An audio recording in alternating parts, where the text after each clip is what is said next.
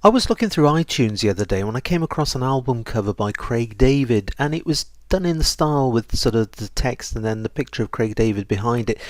Reminded me of a sort of a tutorial I did years and years and years ago now, where it was a powerboat with text in the front of it to give it a bit of a poster effect, and I suddenly thought, yeah, I could do a remake of that. That's a remake of the text effect, not of the album, because I can't sing. Came across this picture taken by a good friend of mine, Laszlo, who's from Cornwall in Connecticut in the USA. I thought it was a fabulous image and would really lend itself to the effect as well. So the first thing we're going to do is we're just going to pick up the text on the type tool. Clicking down, Laszlo's called this one Dude, and I think that's a pretty good one to go with, so we're going to call this one Dude. There it is there. I've just applied any text at the moment. Our dude is layer 1 on the layers panel. Until you click on the letter T, it has now committed it. It has now become adjustable, and we've renamed our layer, our text layer, to Dude. Double click in, highlights it. You can see we've got this effect here. We're going to change the font to something, and what we need to look for is something that's more sort of pronounced, a bolder style, something like Sample there. If I come up, this is the one I'm looking for. The reason I'm looking for this one is because I want it to be bold all over. Impact, this popular one, seems pretty good. Bit small, we need to resize it. Yes, you can come up and you can adjust it by bringing this across like that and dragging it up in size, or an easier way is simply press Command or Control. That's put this bounding box around. That's like the transform tool. You can now drag this out. We can make this bigger, and this is holding down Command or Control, something like that. If you find this effect just a little bit distracting, and it can be, it sort of makes it almost like a negative of the image underneath, try using Command or Control H. That's Command H, Control H. That hides it. It's still there, but it's just hidden away. It's just a little bit less distracting to work with. Going to move this into this sort of position. That looks pretty good. Okay, for the next stage we need to put our dude layer underneath the dude himself. Now to do that, if we come to the background layer, if we double click, it allows us to rename it. We can rename this now layer 0. We're going to click OK to that.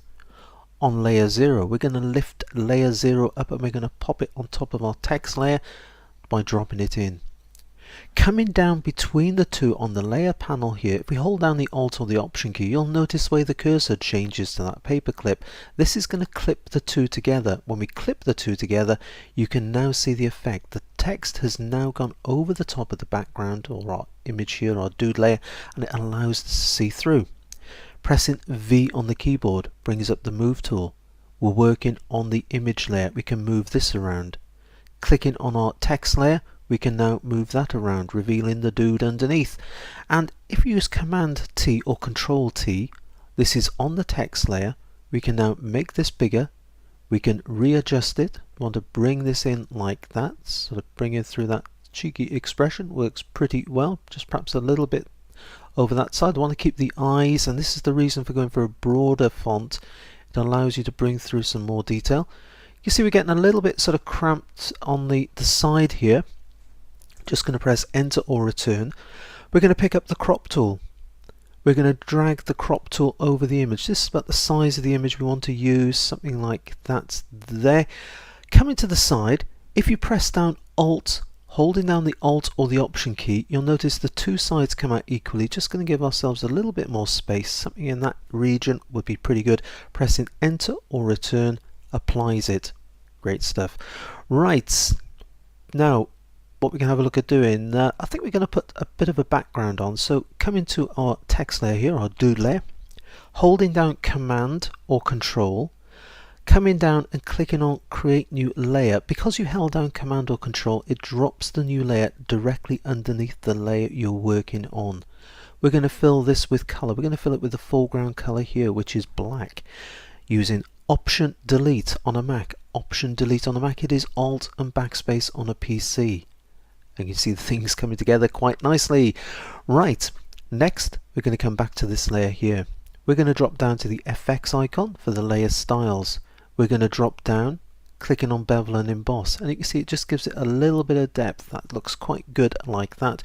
You might want to sort of play the size, depends on the style of the picture you're working with. I want something sort of quite, that looks better like that. Yep, I like that. We're also going to go for outer glow. Outer glow, the default is yellow, and if you just bring the spread up here and the size up, you can see there's the effect. If you click in the box, we can now bring up the color picker. I'm going to drop the cursor down and pick up a color from the image itself, something like the greeny effect there. Just allows you to see that looks pretty good. That was the current, there's the new one. Click OK to that, bring in the size out again. Great stuff. Click in OK. Right, so at the moment we have our text layer and we have our image layer. We're working on the text layer. You can see this is highlighted. If you press and hold down the Command key or the Control key, now click on the image layer, the two are highlighted. Pressing V on the keyboard brings up the Move tool, so we can now move the two around together.